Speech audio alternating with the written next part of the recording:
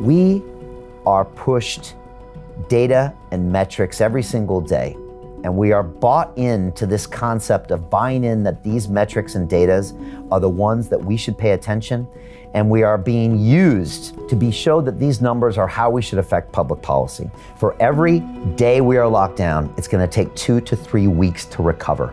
So do the math. If we're locked down for 30 days or 60 days, this is years and years to recover from this. But it's not just the economy, it's mental health.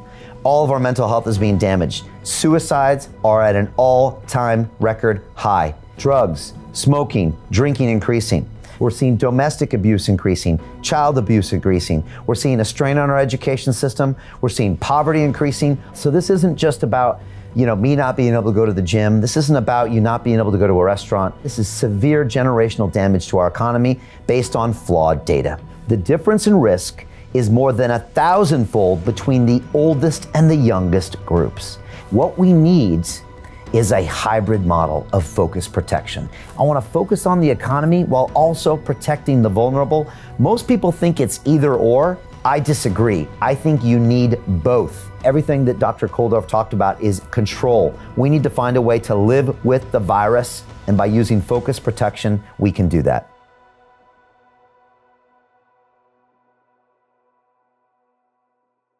One, two, three, listen. Welcome to Real Deal, Real Deal, Real Deal, Real Deal, Real Deal. Joining me today are the happy pair. Welcome to Real Deal.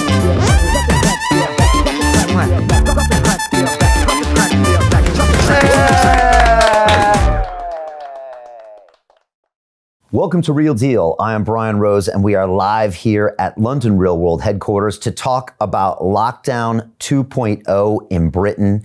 We are on full lockdown and have been now for over a week, which means nothing is open except for essential services. But that means I can't go to my gym. I can't take my kids to the bookstore. I can't take my kids to the playground. And effectively, this city is shut down. And it's shut down based on bad data. And so yet we see another disproportionate response to this virus. We see a total lack of science-based decision-making, and we see a complete lack of leadership in this country and in the city of London. And I want to talk about this today. I also want to share a concept with you called focus protection. And it means simply this: we protect those that are vulnerable, but we allow everyone else to get back to work, to get back to their lives, so we can have a country that functions, so we can have a future. And that's what I want to talk about today. It's a concept that was brought forth by a panel of doctors. One of them is Dr. Martin Kulldorff, a Harvard medical doctor who I had on the show yesterday, and I'm going to be playing some videos of our discussions that we had. If you want to watch that full episode, you can go to freedomplatform.tv/Kulldorff and watch the whole thing as you wish. But today, I want to talk about some important concepts. And again, we are in a dire situation right now. We can no longer afford any more disproportionate responses, which is locking down the entire country based on only the cases in certain regions or in certain demographics of the population. And I had the economist David Miles on last week, former Bank of England monetary policy member, who also said the same thing. He said, we will not be able to sustain as a country if this goes on longer than 30 days. And I think he was being generous at the 30 days. And the truth is simply this: we should unlock this country now, based on the fact that we locked this whole thing down on flawed data. And I want to talk about the Cambridge study and some of the ideas I have as far as solutions. Again, I always tell my team and everybody I meet, anybody can bring a problem. Bring me a solution, and that's what I want to bring to you today. A solution of how we can get out of this lockdown and still protect the vulnerable, but get our economy back, protect our health services, everything. It's actually quite simple. We've got world-class doctors that have proven it through science, and I want to share that with you today. Before we get started, we are live here, and I'm going to be going through all of your comments on Instagram, Facebook, YouTube, Twitter, etc. Let's kick it off, and let me get your answers to some of these questions, and I literally will be reading out your comments here live. First of all, do you think full lockdown in Britain is justified, and why or why not? Second of all, is it worth the economic damage to lock this country down? And why do you think so? Is it worth the mental health damage and that to our younger generation? And finally, do we need better leadership and a new solution? So please leave me your comments wherever you are. I've got them beamed in here to my iPad and I'll be coming back to you. But before we get started, I just want to say that the response to me announcing my intentions to be your next mayor of London have been absolutely off the charts. And you'll see probably a lot of imagery and videos that we put out there. And here's an image from our website, which is brianformayor.london, that has detailed my Transform London policy plan of attack for 2021. It's got all of my policies where it comes from transport to science to health to education to getting back to work. You can go there. You can also sign up to be a volunteer. All sorts of things are happening there, and we're super excited. So thank you all for the support. Literally this week, I've been stopped by, everyone from people on the streets to people in lorries to bus drivers to black taxi cab drivers. Everybody is saying, Brian, we support you. We want you to be our next mayor. And it's just been incredible. So thank you so much. We've got 6 months left to go. And we are also currently in second place, about to take first place for this race. Again, unprecedented in British political history. An independent candidate for London mayor has never, ever placed second. And that's where we are right now. And here's a quick snapshot of Paddy Power, which is the world's biggest bet maker, an odds maker. And we have now pulled even tighter odds this morning and gone from, I think it was originally 100 to 1 to 50 to 1 to 20 to 1 to 8 to 1. Last week, it was 6 to 1 on the show. On Saturday, it was 5 to 1. And now they're 4 to 1 odds. Still easy money, in my opinion, if you want to place your bets. And we see the conservative candidate going out even wider. And we also see the current incumbent of mayor widening out as well. So this is just incredible support for us. And it's just proof that we are really a contender in this election, and we will be soon moving into first place, and we will be soon moving into City Hall to become your next mayor of London. And we're super excited to really take that spot and take this city to the next level. Again, 9 million citizens in this city that we want to lead. We want to make this a world-class city once again, and we're excited to do it. So thank you for being here. I appreciate your support. I appreciate everyone out there on the streets who's honking their horns and stopping me and giving us our support and donating to our campaign, sharing our videos, liking our videos, and also offering to volunteer. We appreciate all of you so much, and I'm so excited to take this city to the next level. And before we get started today, I just want to say this. I feel like all of us will be moving into City Hall together, the 9 million citizens of London, but even a lot of you in other cities around the UK that are struggling with these policies. Our friends up in the north, in Liverpool and Manchester, my good friend Nick Wickcombe, who's fought tooth and nail to keep his gym open, which is important for our mental health. And this also goes for people all around the world that are voicing their support, from people in Brazil to people in America to people in Europe to people even in Asia that are saying, Brian, when you win mayor of London, it's going to show the cities that we live in that there are other ways of dealing with this problem than complete lockdown. And I appreciate that support. And that's what we want to do. We want London to be the model for every city going forward into 2021 of how we can get through this crisis and thrive on the back of it. And I'm confident we can, but it needs new leadership.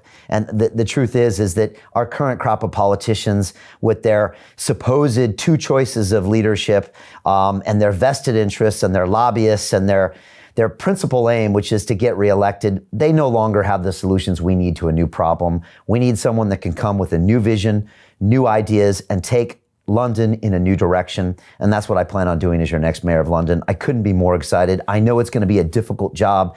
I know it's going to be a difficult time, but I'm confident that together we can make this happen. And I will emphasize together, I'm going to need the help of every single one of the 9 million citizens in this city and a lot of you around the world to do what we need to do in London. But again, I think we can be a model for this entire world, and I'm super excited to do it. So thank you so much. Let's get into today's program because this is important stuff that I'm talking about, and it's very serious because right now Britain is in a complete and total lockdown.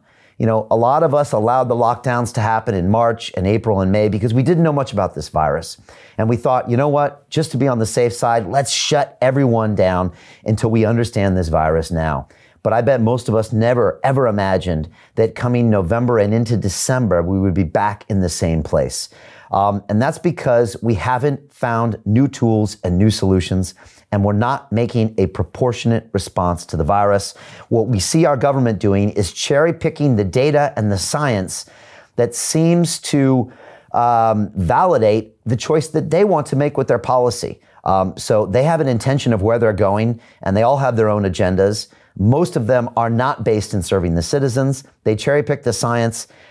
They use disproportionate responses to the virus. They're trying to eliminate the virus as opposed to control it. And then we get stuck with damaged economy, damaged mental health, increase in substance abuse, increase in suicides, increase in our younger generation not knowing what to do with their lives, increase in poverty and hunger. And we've got to deal with this right now. So let's find out why we're here right now. The reason we're here is because of this graph you can see on screen. And you'll see this high purple line, which is the study done by Cambridge University that was sanctioned by Public Health England that got us into this mess. And by the way, the recognition this data is wrong could get us out of this mess right now. You know, I welcome the Prime Minister to, come on a live conference later today and say, guess what? We were wrong. The lockdown was based on flawed data. We're going to open everything up right now so we don't continually damage the economy. I would welcome the mayor to make that same admission that he was wrong, to crusade for the lockdown of this city that he serves. But of course, neither one wants to do that, because that might ruin their chance to get reelected as opposed to serving the citizens. So they're not going to do that. But the data and the graph that I just showed was based on this study by Cambridge, which predicted 4,000 deaths per day in December. And based on those dire predictions, which was nearly 4 times the deaths that we saw back in April, where a peak was about 1,200 in one day, they decided to shut this economy down. And we had a last-minute press conference that was done on a Saturday here in England, where the Prime Minister and his team of crack scientists showed up 2 hours late where they told us they were going to shut this country down.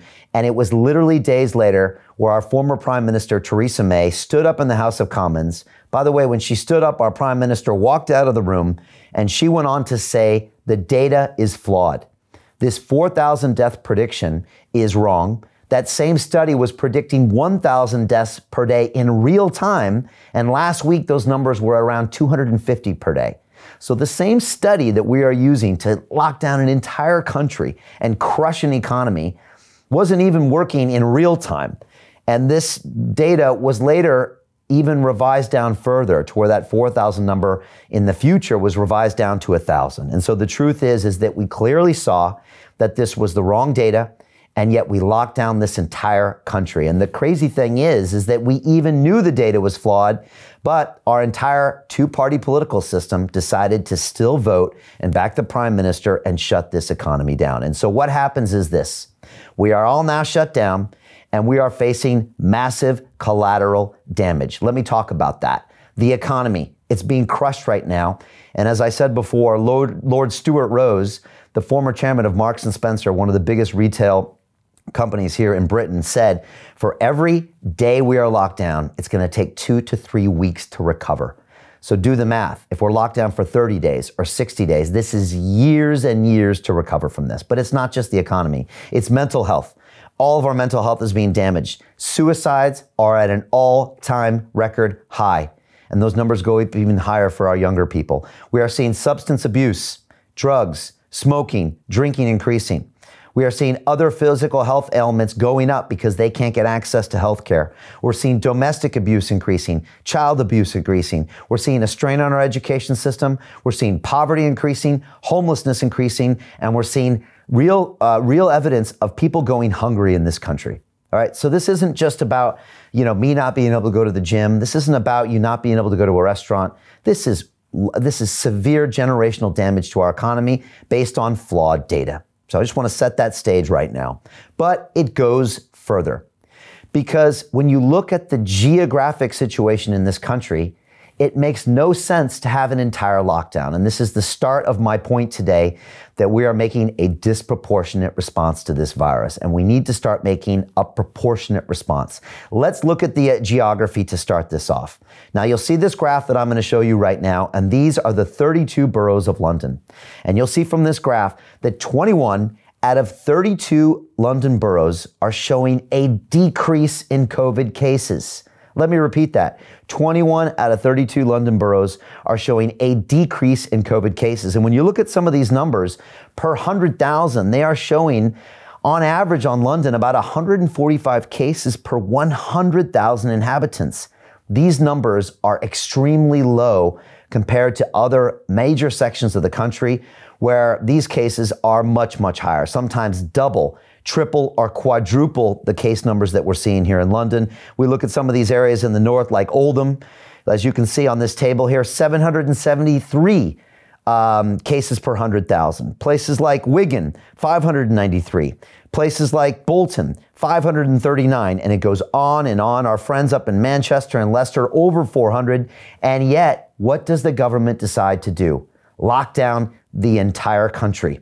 And this is one of the key problems here, is we're not seeing a proportionate response to this virus. And that's why I decided to invite on the show this week Dr. Martin Kulldorff. And he is a Harvard Medical School doctor. And the reason I invited him on is because recently he wrote a paper with two other top-ranked scholars, one from Stanford, one from Oxford, called The Great Barrington Declaration. You might have heard about it. It was quickly vilified in the press and buried on our technology giant search engines. But he came out and said that we need a proportionate response to the virus, something that he called focused protection. And I want to play for you a short video clip of my conversation with Dr. Martin yesterday, and he talks about the damage being done to the economy. And what we're doing is, by locking down everyone, we are protecting the wrong people, and we are actually hurting the wrong people as well. And here's a short video here from Dr. Martin Kulldorff. There is this massive collateral damage of the lockdown that's just not being quantified, I think, by people and governments. And that means economic damage, mental health damage, physical health damage, substance abuse increases, I think smoking and drinking, suicide, domestic abuse, strain on the education system, poverty, even hunger. All of these are taking massive hits to the lockdown, and yet no one's really talking about them or quantifying them. Is that right? I think that's right. And we are not quantifying what's occurring now very well. But at the same time, many of these consequences of public health we won't see this year. So COVID-19 is sort of immediate because people are getting sick this year and they're dying this year. But if we look at cancer, for example, if the cancer is not detected this year, they're not going to die this year. But maybe they'll die if they don't have a pap smear. They will die of cervical cancer maybe 3 years from now instead of living another 15 years. So those mortality statistics, we don't have them yet, but that doesn't mean they're not real. So this is something, the consequence of the lockdown is something we're going to have to live with and die with for many years in the future, unfortunately. And Dr. Kulldorff is going to go deeper into his concept of focus protection, and I'm going to share exactly what he's talking about next. Before we do that, I want to hear from you. Tell me now, wherever you're at, wherever you're watching me right now, leave me a comment, please. If you haven't done it before, leave me one now. Tell me, do you think the full lockdown in Britain is the correct response? Secondly, tell me, is it worth the economic damage, the damage to our mental health, the damage to our younger generation? Do we need better leadership right now? And do we need a new solution? Leave me your comments now. And again, some incredible comments coming in here. I'm watching and reading through them right now. I really appreciate each one of you making comments here, and they're just coming in from everywhere. We've got Jan Usherwood on YouTube saying, thank you for bringing us the truth. You know, that's my job. We've been doing this here at London Real in the entire year of 2020. To much controversy. We've been vilified in the press. We've been vilified by our regulators here in Britain. We've been nearly deplatformed by our tech platforms, but we will bring you the truth no matter what. That's our job. Unfortunately, our politicians don't seem to share that same ethos. Mr. Mayhav on YouTube says, BBC propaganda has gone nuts. Freedom of speech is nearly dead. Yes, it is. And I want to share with you more of that shortly. That's why it's so important what we do here as far as having an independent media platform. Chris Cunningham on YouTube says the media has a frenzy blowing that crap up. Yes, it does. It tries to magnify what's happening to get us to have this knee-jerk response. Ben Harris on YouTube says, of course, the numbers are wrong, and we're going to get into that shortly. Chris on YouTube says, running for mayor of London, he should run for mayor of the world. I appreciate that, Chris. We really want to sort out the problems here, but I appreciate it. It really means a lot to me. King or the King on IG says, future mayor of London London. Thank you for the support. I appreciate that. We've got GMO90 says, Brian for Prime Minister. Again, I appreciate that, but we're going to focus on London first. Imran says, Mr. Rose, thanks for all your content. Wishing you success. Ina Einem on IG says, we need more stand-up people in the government, politics, decision makers. Quantum Revolution on IG says, love your work. Keep being brave. Jay Geet on IG says, how can the politicians take lockdown decisions without the support of doctors, virologists, and pathologists? Let me repeat that one more time. It's such a great point. How can the politician take lockdown decisions without the support of doctors, virologists, and pathologists? And that's what we're seeing happen here. The politicians cherry pick the science and the data that coincides with their own agenda that doesn't match anything to do with serving the public. It's got to do with their own interests, their own lobbyists, their own vested interests. We need people to listen to the science and listen to the data, and that's why I've had Dr. Kulldorff on, and I want to go into it a bit more. A couple more here. Ian Martin on YouTube says, the first lockdown didn't work either. Fair play, Brian. Hard work and perseverance, brother. It's true.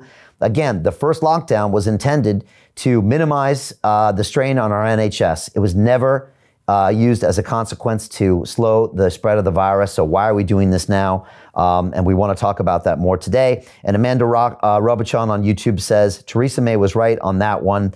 We did not need to lock down, and she was totally correct. And Stephen Ballion on Instagram says, Brian, when are the elections? The truth is on the 6th of May next year, the elections are going to happen. We need everyone to vote, and we're going to have more information on that as well. So I appreciate everyone's content.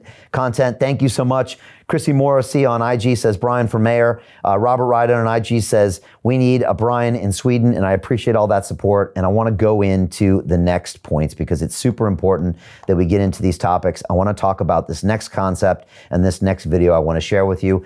And that is this idea of focus protection. And let's talk about this. And again, if you want to know more details about this, you can watch the full episode on freedomplatform.tv, or you can go read the Great Barrington Declaration. But the reason that Dr. Martin Kulldorff spoke is because he said we need a concept of focus protection. And it's because when he started looking at the science, he realized this one simple fact. And he said this to me, quote, the difference in risk is more than 1,000-fold between the oldest and the youngest groups. And he frankly said to me, he said, Brian, in all of my years as a scientist, whenever we saw a 2 times increase or a 5 times increase in different segments of our case studies, that was alarming. But he said to see something that was in 1,000-fold difference, he said, this told me with a big red alert that we have to have different policies for different demographics. He said, we rarely see this. And that's why he felt compelled to write the Great Barrington Declaration and really make this point. And I want to show a table here to make this point even more. And this is so important. We're going to leave this up for quite a long time. And what you're seeing here is mortality rate estimates due to COVID-19 diagnosis for each age group. And I want to make this clear. If you are between 0 and 4, your risk of death is effectively 0. It's effectively 0%. If you're between 5 and 9, it goes to 0.01%. Again, it's very, very tiny. And it stays that low as you go to 14 years of age. So again, an entire group of 0 to 14-year-olds has a near negligible risk of death to COVID. As you can see, this goes up and is very directly to age. But even as you get up to 60 years old, you're still talking about a 0.6% chance of death. And we see as you get up into the 70s and 80s and 90s, it magnifies to where if you're over 90, you've got a 17% chance of dying from a COVID-19 diagnosis. And again, it's 1,000-fold risk increase as you get older. And that in itself is why Dr. Kulldorff decided that they needed this concept of focus protection. And again, let me be clear. He said, Brian, the 2 extremes are wrong. He said, doing nothing is wrong. If we go about our daily business, our elderly are going to be dying at rates that's not necessary. He said, Brian, if we lock down the economy entirely, everyone is going to suffer due to economic damage, mental health issues, domestic abuse, drug addiction, everything that comes associated with that. What we need is a hybrid model of focus protection. And he broke it down like this. And again, I'll be playing a video about this shortly. And this is what he said. Care homes We specifically need to go in and test more in care homes. We need to test the workers. We need to be constantly monitoring the people there and the people in these homes to make sure that they are not at risk of getting the disease. Again, a total lockdown does not do that. And a lack of lockdown does not do that either. And we are still not addressing care homes in this country. Secondly, elderly that are living at home in their own homes need to be protected because any exposure to the virus is going to potentially damage them. So they should be isolated. They should be taken care of. Next, elderly that are sick. This is another issue. If they already have other sicknesses, heart disease, diabetes, everything else, they need to be also shown extra protection. Elderly that are working, anyone in their 60s that are out there working, especially in our service industries, taxi cab drivers, teachers, they should be able to find ways, at least in the next few months, to not be exposed to the public. And finally, elderly in mixed households. Those not necessarily associated with children, because children don't have much risk of passing on the disease, but those that have adults in the house, we need to take special care with them and protect those that are vulnerable. Again, this is an intelligence, science-based solution. And this is something that I would move forward with as your next mayor of London. And then we have everyone else. And all of those people should be encouraged to go back to work, to go back to school, to go back and lead productive lives so they can produce everything else that's necessary to protect those that are vulnerable. And I just want to be specific. This is exactly what the doctor said, along with his colleagues at Stanford and Oxford. He said those that are not vulnerable should immediately be allowed to resume life as normal. Very important here. He said, of course, simple hygiene measures, hand washing, staying at home when you're sick should be practiced by everyone, of course, to reduce the herd immunity threshold. Young, low-risk adults should work normally rather than from home. Restaurants and other businesses should open, while arts, music, sports, and other cultural activities should also resume. And of course, schools and universities should be open for in-person teaching. So again, this is basic stuff. It's really important. We've got to have this multi-tiered structure. Focused protection is the only way forward. And again, this is a proportionate response to the virus. The same reason why we are looking at different geographies differently, why we would look at London different than, say, Manchester. This is why we would look at our younger generation differently than our older generation. So I want to play a video for you of Dr. Martin talking more about this delineation. But before we do that, I want to hear from you. Tell me, honestly, do you think a full lockdown in Britain is justified? Do you think locking down everything is the right decision for the damage we're going to face for our economy, for our mental health, for younger generation? And finally, do we need better leadership? And do we need a new solution and a new direction? So answer those questions right now. And I want to play this clip for you of Dr. Martin Kulldorff. What we're doing now is we are protecting younger college students who are very low risk and young professionals who can work from homes, like lawyers or journalists or scientists like me. Those are the ones we are protected, even though we are very low risk, while in the working class, they are out there driving the cab, working as a janitor, working in the supermarket because they have no choice.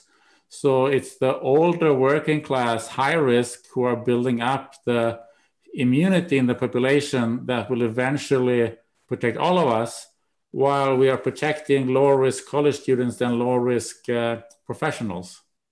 So it's sort of backwards. And if you look at the data, we can actually see that we have been successful in protecting the professionals, because working class, and especially the inner city working class, have been affected much, much more with much higher mortality. So just like we are able to protect the professional class, which we have done through these lockdowns through the last half year, it is possible also to do a much better job protecting the elderly, the high-risk elderly. Not 100%, that's impossible in a pandemic, but we can do a much, much better job than we have done if we just try and put our minds to it. Right. No, that's a really good explanation. And you said before, quote, the working class are taking on the burden of generating herd immunity, and they're the ones actually at most risk, especially when there are those older groups. You also went on to say that, those who are not vulnerable should be immediately allowed to resume to life as normal. You said simple hygiene measures like hand washing and staying home when you're sick should be practiced by everybody to reduce the herd immunity threshold. I think you said young, low-risk adults should work normally rather than from home. Restaurants and other businesses should open, while arts, music, sports, and other cultural activities should resume, and schools and universities should be open for in-person teaching. And yet, doctor, we're not seeing any of that because, like you said, we are protecting most of those people that don't need protection. Yeah, it's backwards. And so again, what Dr. Kulldorff is saying there is when we're locking down, we are quote unquote protecting an entire swath of our population that doesn't need that protection. And at the same time, what we're doing is we are not aiding those that are most vulnerable. We're not giving them the protection they need. And at the same time, when you shut down everything, everyone gets pulled down with the economic damage, the mental health damage, et cetera. We need this model of focused protection. It can work. It will work. It can get everything back to normal right away. This is the model that doctors like him had planned for the last 10 or 20 years for pandemics. But as the doctor told me, all of that went out the window this year. And the governments and the politicians started using their own playbook for their own agendas, and it's a shame, and we're paying the price. So I want to hear your comments right now. Right now, tell me what you think of all of this. Some great comments coming in, and I've got a next point, which is really powerful about the numbers and the statistics, and this one is really going to grab you. First of all, love the comments coming in. I really appreciate that. We got Dan on IG says, good luck, love your program. Ron on IG says, Big Daddy Brian for Mayor of London. I appreciate you, Ron. That's great. You're making me laugh here. Jennifer Mamon says, just caught you live, Brian. Love your work. Lockdowns being justified with tests. Correct. I want to get into that shortly. Cato Lee on YouTube says we should not be in lockdown. I agree. Seamus on Instagram said we should reclaim autonomy to obtain our sovereignty. You are so right. And this is something the doctor said yesterday. He says, I think it's going to come from the people because the politicians don't understand this. Chrissy Morris on IG says, where is the guy who predicted 500,000 deaths from coronavirus in the UK? You're referring to Niall Ferguson from the Imperial College London. Again, you are right. 10x the death prediction, which put us into the original lockdown, which is part of the reason we're so calm and relaxed when we're asked to lock down again. Again, the data, the numbers never made sense, and yet that was what our policy was based on. Fleming and IG says, you're doing really good, Brian. Keep going. Thank you very much. OMG and Alpha says, love your work, Brian. Keep going. Beeb on Instagram says, everyone locked down, but the big corporate retails and chain restaurants are killing off small businesses. It's so true. The small business owner is getting crushed, while the big corporations on the S&P 500 and the FTSE 100 are thriving through this. It's not fair, and it's crushing the culture and spirit and entrepreneurialism of this country. It's fascinating. The CEO of Waterstones highlighted in an interview with the BBC yesterday that small, specialist, independent retailers are being unfairly targeted, and it's because of this rush legislation from these rudderless politicians, and I appreciate James Daunt's thoughts on that. What else? We've got Mark Fitzpatrick on YouTube says, I hope Brian is our next mayor. Good luck. Thank you very much. Pat on YouTube said, Brian for Prime Minister. He stands for the truth. I appreciate that. Max on YouTube says, we need a standout solution. Lockdown only worsens the sanity of the masses and the economy. You are so right. And we've got KG on Instagram says, thank you, Brian. It is mental health damage for our society in the UK and the young generation, which is very, very true. And finally, Vicky on Instagram says, yes, new solutions are needed. It's too traumatizing for everyone. And finally, some people are asking when elections are. They are May 6th next year. We're going to need everybody to register to vote. And we're going to have more information coming through next week on exactly how to vote. Let me talk about this third point, and this is such an important point to make, so please listen to me carefully. We are pushed data and metrics every single day, and we are bought into this concept of buying in that these metrics and data are the ones that we should pay attention, and we are being used to be showed that these numbers are how we should affect public policy.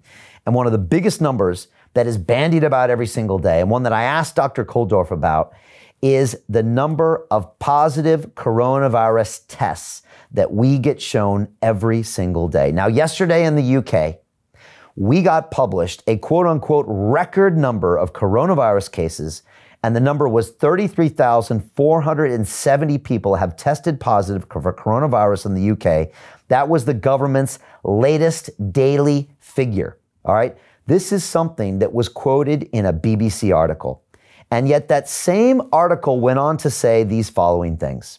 They said, quote, "The experts have previously warned against describing the daily figure as a record because there was no widespread testing program during the first wave of the epidemic." So let me say two things here. First of all, we're comparing apples and oranges because the numbers that were tested in March and April, comparing the numbers today, you cannot compare those two numbers, and there's two reasons. First of all, as Dr. Koldorf explained yesterday, when you have more tests, you have more cases, period. If you are testing 1 million more people, then by definition, you're going to have more cases. Also, he says you can't compare the numbers back then because we weren't testing many people. So of course, you're only going to have 4,000 or 5,000 cases per day. And now we have 35,000 cases per day. And if you look at the graph on the screen that I'm showing you right now, you see a graph with an X and Y axis. Now, I spent some time in engineering school. I spent some time studying science as a kid. And whenever you put a graph like this, you are implying that each data point is similar to the other data points. That's why they're on a graph. So you are implying that the numbers from April and May are the same numbers as the numbers from today. And you're showing a massive spike in COVID cases. And we see these numbers every single day. In America, 1 million new cases. Worldwide, there's 100 million cases. Cases. First of all, you cannot compare the data today with the data back in April, but it goes further than that. And this is something the doctor spoke to me about yesterday. Cases do not mean anything. And so the doctor says in the medical profession, it doesn't make sense to even look at cases. He says it doesn't make sense to test anyone under the age of 18. He said there are so many asymptomatic and mildly symptomatic people, so it's not a smart measure to use for policy or decision making. So we're going out there and testing a whole swath of the population that are mildly symptomatic or asymptomatic. They're testing positive. And all of a sudden we're saying, look at all of these tests. We need to shut down the economy. We need to panic. We need to press the button and reset. We need to all be worried. And we've been conditioned almost like a Pavlovian dog that when we see this number, we panic. And our mainstream media and our governments, seriously, they should be held responsible for doing this because they get us to panic on this number. They have taught us that this is the number that we should watch. That means when it goes up that we are in a worse situation, but it's not. And the doctor went into this further and he said, Brian, there are only 3 numbers that matter: hospitalizations, mortality, and more importantly, excess mortality. And he went in to say this. He said, Brian, if you're in a hospital situation, you know someone is in that hospital because they are suffering from severe symptoms. He said that tells us something about how much the virus is spreading and growing. Next is a mortality metric. If they're not dying, then why is this dangerous for our population? And on top of that, he said you have to look at the excess mortality metric, which is how much more people are dying this year than the previous year or the following year. And he said, Brian, what we're seeing is 2 things. First of all, a lot of people being classified as dying from COVID are people that would have been classified as dying from flu last year, or as being dying from heart disease last year, or had been dying from diabetes last year. Because now with the metrics, anybody testing positive for COVID within 28 days are considered a positive COVID test. So first of all, the mortality number is already flawed. And of course, it's going to go up as we go into flu season this winter. That's one number. The next number is the excess mortalities. So again, we are going to see a spike in deaths because the health services aren't available, because the economy is doing bad, because of suicides, because of mental health. And so you have to look at the excess mortality deaths. And this is one of the big numbers that we have to look at. And we can no longer look at the metric of positive coronavirus tests. And it's one of the big mistakes that we see happening here. And by following that number and watching it go from 10,000 to 20,000 to 30,000 to 34,000 new cases yesterday, it's showing us that this is one of the major flaws in what we're doing. And again, this causes us to make a disproportionate response to the virus. And it's by throwing that number out by our politicians, by our mayor of London, by our prime minister. It's by throwing that number out by the mainstream media that instills panic. That means that we decide to comply with these ridiculous draconian, massive tier 4 lockdowns, which puts us in the situation we're in today. All because we're looking at a metric that is essentially flawed.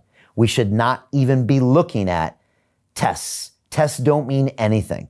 And here is a short video of Dr. Martin Kulldorff, again, Harvard medical doctor, an esteemed person who just wrote the Great Barrington Declaration, along with another highly thought of medical doctor here at Oxford in Britain and one in Stanford, saying that we should no longer be having this disproportionate response to the virus. So again, I want to play this video clip for you. This is Dr. Kulldorff talking about the fact that test cases is not a metric to base any decision on. You said in general, it doesn't make sense to look at cases, even though this is the number that's like bandied about every single day on every single major publication, the New York Times or whatever, 1 million new cases in America, the 100 million globally. I mean, it's every day that number. And that I think you've said that there are 3 numbers to look at, which is hospitalizations, the mortality, and as you were talking about earlier, the excess mortality. Is that true? Should we just ignore looking at cases? Is that number not relevant? I think in the media, we should ignore it. Yeah. The fact that public health officials looks at it, that makes sense, because then you look also at the number of testing and those things. So public health officials should still look at it, but I don't see the point in the media and media presenting it, because it's really the mortality and hospitalizations and excess mortality that are critical. Right. And yet most major global policy is probably being based on the back of that number, or justified on the back of that number. Yeah. Do you ever feel like we're... For example, you can't compare the number of cases now versus in March. Right. Because in March, the only ones who were tested were people who were sick, who went to the hospital. So that was the... many of them would be positive because they actually had COVID. But the total number might not have been so high because you weren't testing asymptomatic. And now if you're testing a lot of asymptomatic or mildly symptomatic people, then the case numbers are going to go up just because of that. Right. And yet we see these graphs from March to April to May to June, and we think we're comparing apples to apples, but we're not. Like you said, you can't compare the data back then because we're testing so much more now. Yeah. They don't compare. Also, we're going into flu season, and a COVID death, I think quite literally, is considered a COVID death if someone tested positive within 28 days of the COVID test. I honestly think it means if you were shot in the head and you tested positive to COVID for 28 days, I think that data point is not taken out. And so we see deaths rising that could easily be flu deaths or other lockdown deaths or any number of deaths. Maybe you can talk about that number too. Yeah, so that's very true. I mean, many people are dying from COVID, but there are also people dying with COVID. Right. And there was a study in a province in Sweden, Östergötland, where they looked at people who were recorded as having died of COVID-19. And about half of them died in the hospital. So most of those were actually true COVID, and the other half died at home or in a nursing home. And they looked at all this in the second group. And of those, only 15% actually had COVID-19 as the primary cause of death. And then 85% either it was completely unrelated, they just died with COVID, or it might have been they died of something else, but COVID might have been a contributing factor. So there's a lot of people who die with COVID, and that depends on how we define mortality, and that's also different in different countries. So therefore, it's also difficult to compare different countries because the definition of a COVID death varies. Right. And I know early on here in England that they weren't even testing. It was COVID symptoms. And that's how they would qualify deaths April, May, and June. Yeah. So, yeah, again. So that's why excess death is sort of the best metric, the most objective metric, because it really see people who died from COVID, but also from other things due to collateral damage, for example. So compare the mortality right now with the average of, let's say, the last 5 years, and then adjusting for changes in population numbers. So 3 major points that the doctor was making there. First of all, the fact that positive coronavirus tests, that metric is useless. It's useless to talk about in the public, the mainstream media, and the governments. Maybe it's important for some health officials to monitor, but it's not a metric of the severity of the virus on a population, period. The second number to talk about, or the second point to make, is you cannot compare even that data from May, April, June to today, because back then only sick people were being tested. Now everyone is being tested, or a lot of people are being tested. So by definition, that data is flawed. And the final very important point that he was making there is what classifies as a COVID death. Now, anybody within a positive test of 28 days is considered a COVID death. Now, a year ago, many of those same people would have not been qualified because we weren't testing for COVID. So anybody a year ago that would have been dying from the same reasons today, flu, heart disease, diabetes, dementia, that happened to have a test and be positive would now be classified as a COVID death. And he even said that when they looked in deeper, only 15% of those were actual COVID deaths and the rest were by some other cause. So really important to understand that the numbers that you're being sold to affect your behavior and to take away your sovereignty as an adult and as a citizen are inherently flawed. And that's what's super frustrating about this entire process. And that's really what we're talking about today. And so I'm going to your comments right now. Again, the last chance to really tell me your thoughts. First of all, do you think right now that we should be locked down in Britain, or do you think the Prime Minister and the Mayor should admit that they were wrong, admit that they co-opted the science, and reopen the economy right now? That's my first question. The second of all, do you think a total lockdown is worth the damage to our economy, to our mental health, to our younger generation? And finally, do you think we need better leadership? And do you think we need a new solution, a new direction, and this concept of focused protection? Again, some amazing comments coming in here. I really appreciate everybody. I'm telling you, all these comments give me so much great energy. It's really amazing. Alex Robinson on Instagram said, freedom of the press is so important. And this is so true. I mean, the reality is that we couldn't talk about a lot of these ideas on certain forums because they are censored. We need to have this open debate for ideas, and that's how we can put the best stuff out there. We've got Hippie on IG saying the lockdown is much more detrimental than the virus because of the damage on health, wellness, the economy, and on our community. Really, really well put there. I appreciate that. Divine says, I love what you stand for. Thank you so much. Cato Lee says, collateral damage is worse than the virus. Cato said, collateral damage is worse than the virus. And we're seeing that today. It's just unquantifiable. And that's something the doctor repeatedly told me yesterday on the episode. He said, Brian, the short term, we can see the COVID deaths, but we can't see the deaths coming from missed cancer diagnoses 3 and 4 years out. We can't see the deaths coming from substance abuse 4 years out. We can't see the deaths coming from mental illness from our younger generation due to suicides years out. And that's one of the big points that we're missing here. Serene C says, not one politician is talking about this. Do you know why? Because most of this world is dominated by the two-party system. And the two parties are there to engage in arguments for entertainment's sake. And at the end of it, they give you a choice. Would you like this one or that one? And they go fight again.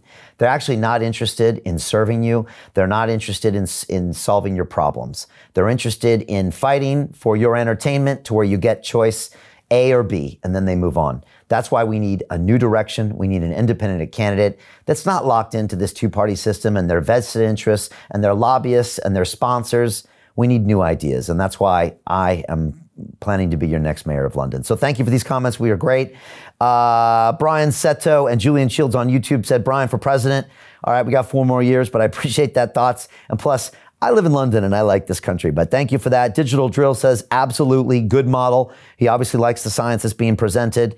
MailTube2 on YouTube says, go Brian, go. Thank you for being a model for change. I will now head to petty power, make my bet. I should have done earlier. Once London is sorted out, you can throw a lifeline to Liverpool. I appreciate you, man. And again, sending tons of love and support to our brothers and sisters in the North who are going through difficult times and who are also being unfairly locked down and who are having to go through policy defined in London. It's not fair. And again, we really appreciate all the hard work being done by Nick Wickcombe, up at the People's Gym in Liverpool and fighting for gyms staying open.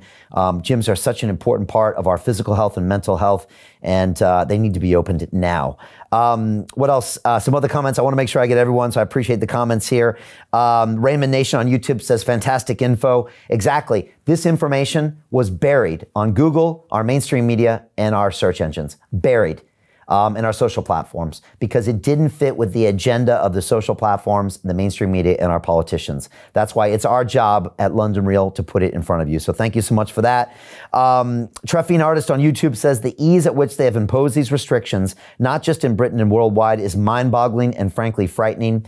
Treffine, the reason it's so easy is because we buy into their numbers and we buy into the narrative and we nod our heads. It's like a Pavlovian dog. Oh, the cases are up, well, then we must be in danger.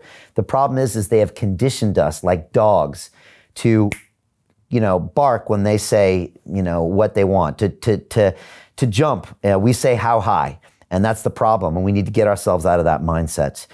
Karen Edwards on YouTube says, thank you for speaking out, Brian, and all the London Real Army. I appreciate you, and I appreciate the army behind us. Mike on YouTube says, yes, we need new leadership, and I'm sure Brian can do better than the usual leaders. Good luck, mate. You will need it. I'm sure he's up for the job. Thank you, and I will need it. Let's be clear, folks. We are in for a long fight. This two-party system does not go down without a fight, okay? They have tens to hundreds of millions of pounds behind them. They've got hundreds of years of history, and they're going to come at us with everything. Just wait. The slander campaign is coming. They're going to attack my character. They're going to vilify our platform and our guests and everything that we stand for. But we've got you behind us, the London Real Army, to go out there and tell your friends and family, no, actually, these guys speak the truth. And we're going to be calling on your help very shortly. So I appreciate that. Finally, Rachel Axel says, May cannot come soon enough. London is ready. I appreciate you. And Tigress on Instagram says, someone worth voting for. And I appreciate that. And so, look, I want to conclude with this thought, which is this. Anyone can bring a problem to a situation. Anyone can highlight what's going wrong, but it takes a real dedicated professional to provide a solution. And that's why I decided a couple months ago that I would decide to become your next mayor of London. And that's because I want to offer a solution to the problem. And that's exactly what we want to do here. I want to focus on the economy while also protecting the vulnerable. Again, I want to focus on the economy while also protecting the vulnerable. Most people think it's either or. I disagree. I think you need both. You must have both, which means you must have the economy working and you must have the vulnerable to protect it. And that's what we're going to do. Again, this is about control, not elimination. Everything that Dr. Koldorf talked about is control. We need to find a way to live with the virus, and by using focused protection, we can do that. As your next mayor of London, my plan is to do that. Protect the vulnerable, but get London back to work. And let me tell you exactly how I'm going to do that. First of all, post-lockdown, I'm going to create a 6-month, what I call congestion charge holiday. I want to completely remove the prohibitive taxation that happens right here in London in order to promote more visits to the city and boost the economy. Next, I want to create post-lockdown what I call a business rates holiday, which means remove business rates across the board for all small and medium enterprises inside London. How can you expect a business to come back in one of the worst recessions of all times while simultaneously taxing them? That is a ridiculous socialist idea that doesn't work. We've got to support these businesses, and that's how we do it now. Third, I will stimulate key sectors with expanded financial packages specifically for our hospitality industry. I'm talking about restaurants, cafes, nightclubs, retail, and the hotel sector. Really important. Fourth, I'm going to encourage the return of office workers to the city. Let me repeat that. I am going to encourage office workers to return to the city.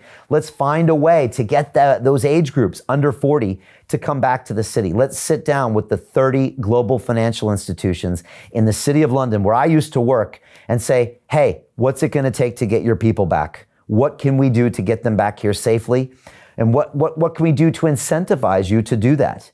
I know that we can come up with a deal, but it starts with a leader being proactive and leading from the front, as opposed to a leader who is literally crusading for a lockdown, who wants to instill fear and panic And then, of course, next year, ask you for another multi-billion-pound bailout. Yep, I'm talking about the Mayor of London, who is 10 billion pounds in the hole from running the Transport for London into the ground. Another 10 or 20 billion pounds in the hole for mistakes made with subsidized housing. And of course, now he's going to probably be asking for another 5 billion pounds come next year because he has crusaded for a lockdown that's crushing our economy.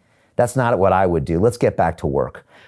Next, I would implement science-based protocols for retail establishments to comply with COVID, but also responsibly get back to work. Next, I want to safely open up museums, theaters, concert areas, and stadiums. I know we can do it.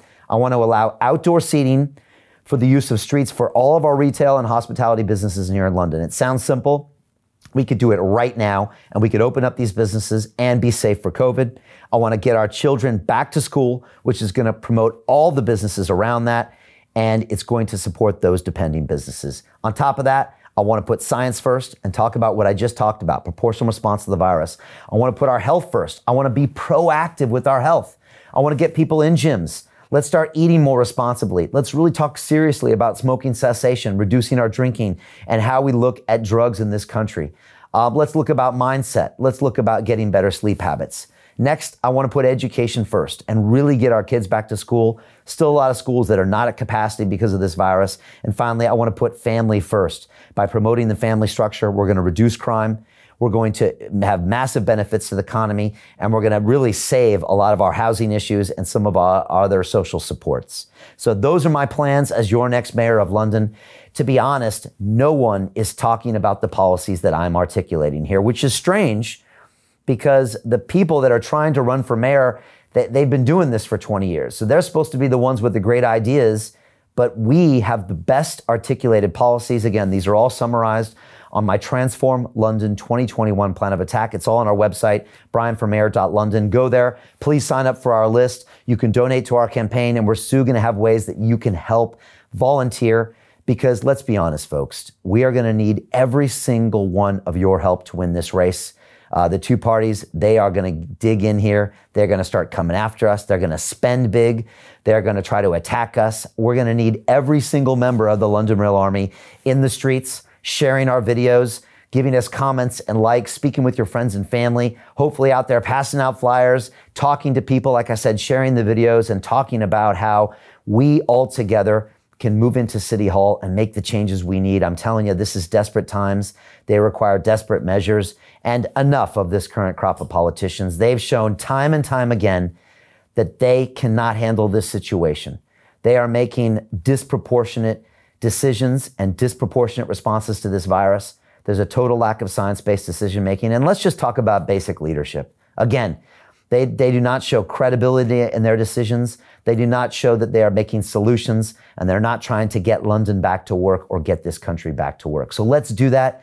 Let's move proactively in the future. Let's be optimistic, and I know we can find solutions. Again, I think we can make London a world-class city once again, and we're looking forward to those solutions. So thank you so much. I appreciate all of you for being here today. And again, if this video resonated with you, please share this with all of your friends and followers. Leave me your comments below. I'd love to see all of your comments out there. And again, we're going to need your support. We're going to need every single member to help us and really support us in this final race. Again, I feel like we're all going to be moving into City Hall together.